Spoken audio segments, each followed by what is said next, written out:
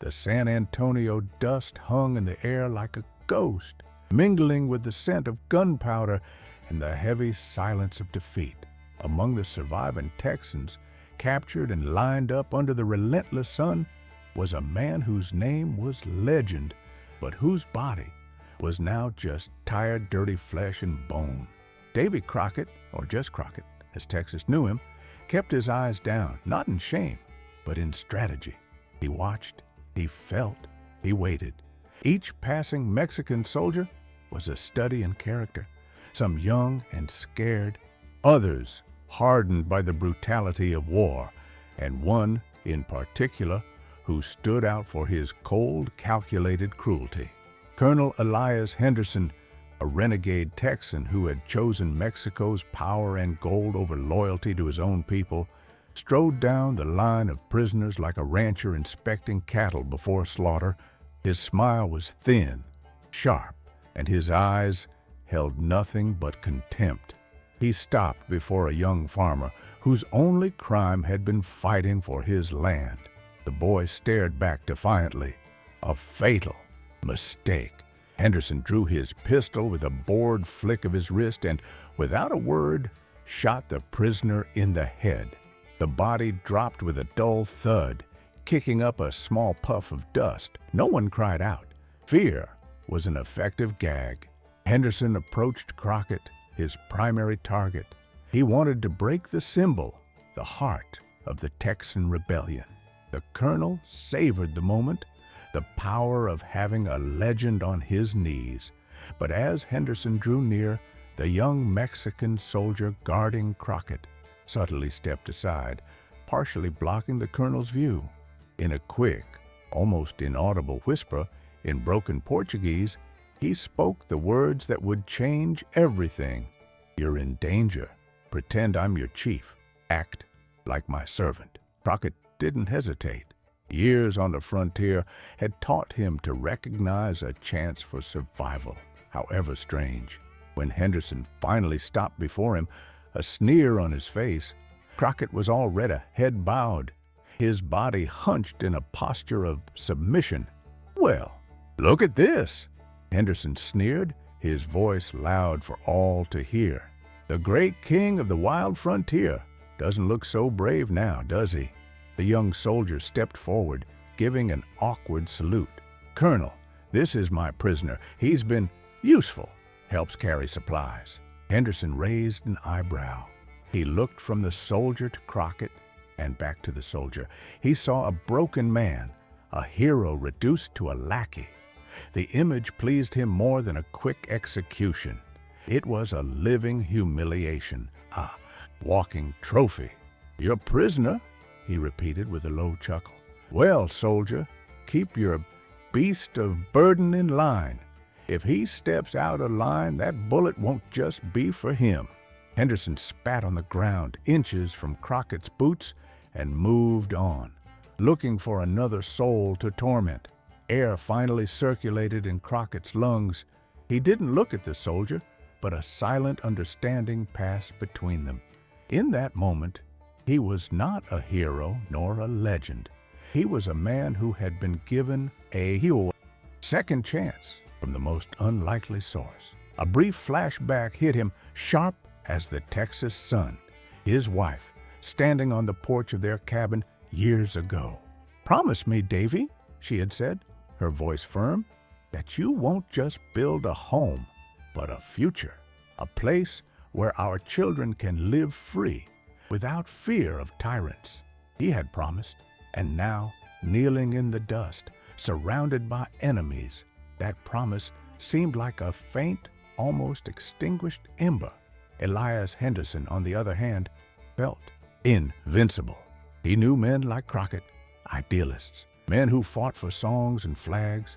Henderson fought for something tangible, power. Years before, in Austin, he had attended political meetings. He had heard the fiery speeches about freedom and independence and seen in them only naivete.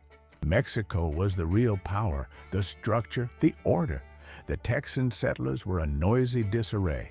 He had warned some of his neighbors, "Loyalty is a more valuable coin than courage." They hadn't listened. Now, their lands belonged to him. As the colonel smiled in satisfaction, believing he had broken the spirit of the great Crockett, the hot desert wind carried a distant sound, not of drums, but the silent cry of a widow on a nearby ranch, a ranch Henderson planned to visit soon. He didn't see the look that passed between the prisoner and the young soldier, a silent alliance, born in the midst of despair that would change the fate of that war. In the days that followed, Crockett's life became a pantomime of servitude, under the protection of the young corporal, whom he came to know only as Ramirez. Crockett hauled crates, cleaned stables, and served wine to officers. Each act of humility was a knife to his pride, but also a shield that kept him alive and, more importantly, kept him close to the center of power. He watched Elias Henderson rule with an iron fist and a heart of stone. The colonel wasn't a soldier, he was a predator. He wore the uniform to legitimize his greed. The most flagrant injustice came in the form of a woman named Hannah Spencer Merritt. A widow of a man who fought and died beside Travis, she managed a prosperous ranch alone, one of the few that had not yet been seized. Henderson summoned her to the fort under the guise of discussing war taxes. Crockett was serving water to the guards in the command room and witnessed everything. Hannah entered with her head held high, her grief still visible in her eyes, but without a trace of fear. "Colonel Henderson," she said, her voice as firm as Texas oak. Henderson didn't even bother to rise. He picked up her land deed, which lay on his desk, and slowly tore it in half, letting the pieces fall to the floor. "That paper is worthless now, Mrs. Merritt. This land, like all of Texas, rightfully belongs to the sovereign government of Mexico, and I am its representative here." The colonel smiled, an oily smile of superiority. "However, I am a reasonable man. Sign this oath of loyalty. Provide my troops with 100 head of cattle and 10 of your finest horses, and perhaps I will authorize you to remain as ranch manager." Henderson's arrogance was suffocating. He didn't just want the land. He wanted to crush her spirit, to force her to betray her husband's memory. Crockett felt a cold rage climb his spine, a rage he hadn't felt since the worst days of the war. He gripped the water pitcher so tightly his knuckles turned white. Hannah Spencer Merritt looked at the torn pieces of paper on the floor, then back at Henderson. "My husband gave his life for this land. His name is watered into this soil. You may have the power of arms, Colonel, but you will never have the honor of possessing it." She turned and walked out, leaving a stunned silence in her wake. Henderson, for the first time, lost his composure. His face contorted into a mask of fury. "Insolent!" he roared at the guards. "Go to her ranch. Take everything. If she resists, burn the barn." As the guards departed, Crockett felt the weight of his helplessness. He was a prisoner, a shadow. A flashback took him back to a campfire years before the war. He was with other pioneers, and one of them, a cautious man, had warned about the politicians in Austin who spoke with forked tongues, promising loyalty to Texas while maintaining ties with wealthy men in Mexico City. Crockett, at the time, had dismissed the warning. "A man's honor is his ground," he had said. No Texan would sell his land for a handful of coins. How naive he had been. Henderson was living proof that greed had no homeland. That night, as he cleaned the colonel's muddy boots, Crockett saw Henderson's motivation clearly. It wasn't about order, nor about loyalty to Mexico. It was about erasing Texas's past, erasing men like Hannah's husband, erasing men like himself, so that he, Elias Henderson, could rewrite history with his own name. Crockett's fight was no longer about escaping. It was about justice. He began to observe Henderson's weaknesses, not with the eyes of a warrior, but with those of a hunter. He noticed the way the colonel sweated when a specific messenger arrived from the south. He noticed the ledger book Henderson kept locked in an iron chest beside his bed, a book he consulted every night, alone. Every injustice Crockett witnessed didn't break him. It forged a new weapon within him, silent and sharp. Henderson, in his arrogance, didn't know that by humiliating that widow, he had just given his most famous prisoner a reason not to survive, but to fight. The change in Crockett was subtle, almost imperceptible. The man who once merely obeyed now watched with purpose. His submission became his camouflage. As he swept the courtyard, he mapped the guards' routes. As he served dinner, he listened to officers' conversations, catching fragments about supply shipments, troop movements, and, most importantly, Elias Henderson's growing paranoia. The colonel was enriching himself at the expense of the old war, and the fear of being discovered was his constant companion. The key, Crockett knew, was that ledger book locked in the chest. The book was Henderson's weakness, his exposed heart. But to reach it, Crockett needed help. He needed eyes and ears outside the fort walls. He needed Hannah Spencer Merritt. Using a piece of charcoal, he wrote a tiny message on a scrap of cloth. H's husband was a man of honor. His enemy has a secret in an iron chest. I need to know when the Southern messenger arrives. C.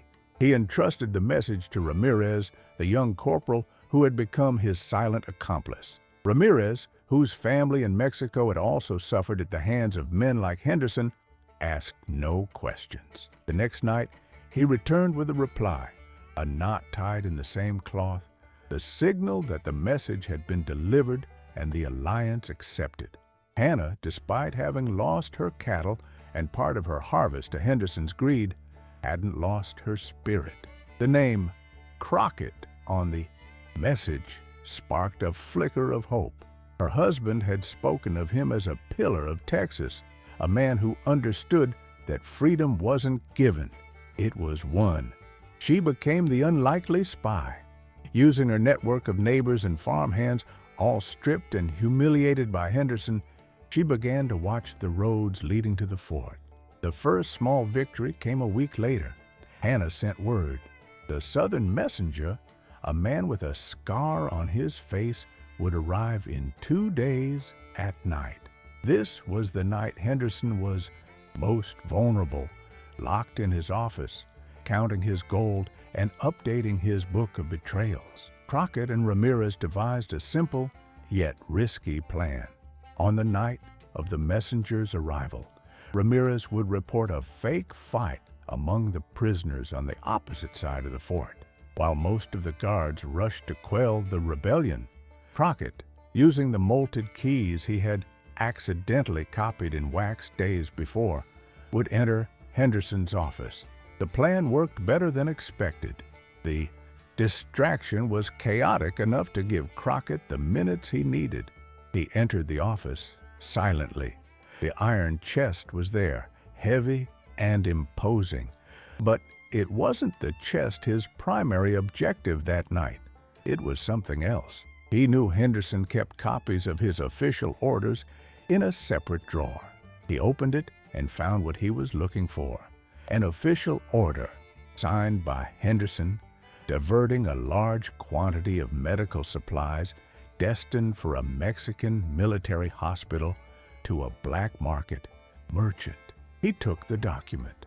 It was only when he spoke with Ramirez later that he understood the depth of the young corporal's loyalty. "My father was a sergeant," Ramirez said in a low voice, his gaze lost on the horizon. He questioned an order from a captain who was stealing food from the soldiers.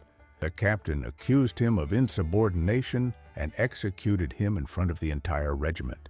I saw what power without honor does to a man. Henderson, he is that same kind of man. The revelation strengthened Crockett's resolve. They weren't just fighting for Texas, they were fighting against an evil that knew no borders.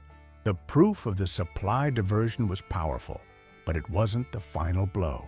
The real weapon was still locked in that chest. With each passing day, the plan became clearer in his mind, like a landscape emerging from the morning mist. He and Hannah, connected by secret messages and a shared purpose, were weaving a net around Henderson. The colonel, blinded by his own arrogance, suspected nothing.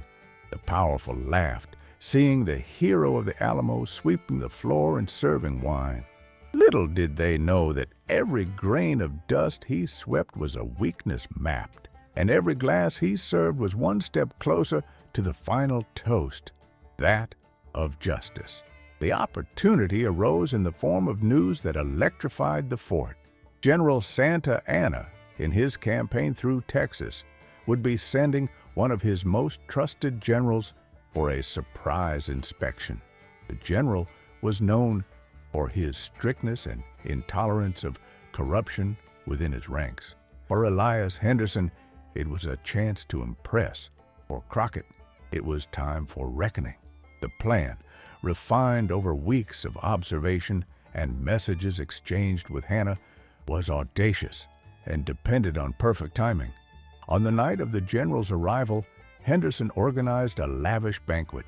Expensive wine, the best meat stolen from local ranchers, all to create a facade of order and prosperity. Crockett, in his role as servant, moved through the room, refilling glasses, his eyes always watchful. The general was an older man, with a gaze that seemed to penetrate the soul. He wasn't easily impressed by Henderson's flattery. Precisely at 9 o'clock, as agreed, Hannah's diversion began. It wasn't a fire, but something more ingenious. She and a group of farmers began driving a herd of wild cattle towards the north side of the fort, shouting and firing into the air, simulating an attack by cattle rustlers. The sound of hundreds of hooves and shouts echoed through the night, causing immediate panic. Most of the guards, including those watching Henderson's quarters, rushed to the walls to repel the attack. It was the window of opportunity Crockett needed. Excusing himself to fetch more wine, he slipped through the empty corridors. Ramirez was already waiting for him outside Henderson's office, pretending to be on guard. 5 minutes maximum, the corporal whispered. Crockett nodded and entered. The wax key worked perfectly in the lock of the chest. Inside lay the book, bound in leather, heavy with secrets. He took it. As he turned to leave, the door opened. Elias Henderson stood there, a pistol in his hand, his face pale with rage. "I knew it," he hissed. "I knew a dog like you could never be tamed." Crockett didn't move. He held the book firmly. There would be no physical fight. The battle would be fought with truth. "This book isn't for me, Colonel," Crockett said, his voice calm and steady. "It's for the general. I'm sure he'll be fascinated to read about your business partnerships, about the gold that should have gone to the army but ended up in your pockets. He'll love knowing how your most loyal officers enrich themselves while your soldiers go hungry." At that moment, the general himself, drawn by the prolonged absence of his host and the sound of the argument, appeared in the corridor, flanked by 2 of his aides. "What is happening here, Colonel?" he asked, his voice icy. Henderson panicked. "This prisoner, General, he tried to steal my personal documents. He's a spy. Arrest him." But it was too late. Crockett stepped forward, ignoring Henderson's pistol, and offered the book to the general. "Ask the colonel why the names of black market merchants are next to records of army supplies. Ask him about the Texan ranches whose deeds he conveniently acquired." The general took the book. He opened it to a random page. His already severe face hardened like granite. He flipped through a few more pages, the silence in the room becoming deafening. Henderson's officers, who had joined the group, began to drift away from their commander like rats abandoning a sinking ship. Henderson stammered, trying to explain himself, but the words wouldn't come. The evidence was overwhelming, written in his own hand. The general closed the book with a dry snap. He looked at Henderson, not with anger, but with glacial contempt. "Colonel Henderson," he said, his voice low and lethal, "you are relieved of your command. You have dishonored this uniform and the Mexican army." Guards.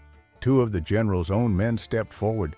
Henderson's guards, who had returned from their chase of the phantom cattle, merely watched, their faces a mixture of shock and relief. They didn't lift a finger to defend the man who had mistreated them for so long. As they led Elias Henderson away, handcuffed and stripped of his insignia, there were no cries of victory, only the heavy silence of justice. That night, the Texas flag didn't need to be raised by an army. It fluttered in the eyes of every man and woman who saw a tyrant fall, not by the force of a rifle, but by the weight of his own greed. With Henderson's arrest, the atmosphere at the fort changed overnight. The general, a man of military honor despite being an enemy, recognized Crockett's courage and cunning. In a gesture of political pragmatism and perhaps a rare glimpse of respect, he granted Crockett and the other Texan prisoners their freedom. "Your fight is with Mexico, not with corrupt men," the general told Crockett before departing. "But know that honor, even in an enemy, is something I recognize." Elias Henderson's fate was swift and unceremonious. He was taken for a military trial in Mexico City, where the evidence contained in his ledger book sealed his doom. He was convicted of treason and corruption, stripped of his lands and titles, and sentenced to a life of obscurity in a distant prison. He, who valued power and prestige so highly, was reduced to a number, a shameful footnote in history. The young Corporal Ramirez was discreetly transferred to a garrison on the southern border, far from Texas. It was the general's silent way of protecting the soldier who helped expose the rot within his ranks. Crockett and Ramirez exchanged a final look of understanding. No words were needed. They were men from opposite sides of a war, but united by a code of honor that transcended uniforms and flags. As soon as he was released, the first thing Crockett did was ride to Hannah Spencer Merritt's ranch. He found her in the field, overseeing the repair of a fence Henderson's men had destroyed. She saw him approach, and a genuine smile, the first in a long time, lit up her face. "I heard," she said simply. "News travels fast when justice is done." He dismounted and took off his hat. "It wasn't me, Mrs. Merritt. It was your courage and his greed." They stood in silence for a moment, looking out at the vast expanse of land she had almost lost, the land her husband had died for. With Henderson's downfall, her property titles were restored. Justice for once had been complete. Crockett didn't stay to be hailed as a hero. His victory hadn't been on a battlefield, but in the soul of a place. He had restored hope, showing that an ordinary man, guided by honor and cunning, could bring down arrogant power without firing a single shot of hatred. Freedom, he realized, wasn't just about winning wars, but about ensuring that the land was governed by decency, not fear. The moral of that journey was etched into the heart of the community. Freedom comes at a high cost, but those who fight with faith and honor, even in the shadows, are never forgotten. The true strength of Texas lay not in its cannons or its generals, but in the resilience of people like Hannah and the silent integrity of men like Crockett. Years later, children would ask Hannah Spencer Merritt about the day the great Davy Crockett saved her land. She would smile and say the lesson wasn't about the hero, but about the tyrant. He tried to destroy a man, she would tell them, her voice full of the wisdom of time, but ended up destroying himself. In Texas, true revenge is living free when your enemy lives trapped by his own past. If this story of courage and justice moved you, and if you identify with the pride and values that build a nation, subscribe to our channel. Share this video with everyone who loves stories where honor triumphs over tyranny. And don't forget to comment from which city or country you are watching. Your presence strengthens our community.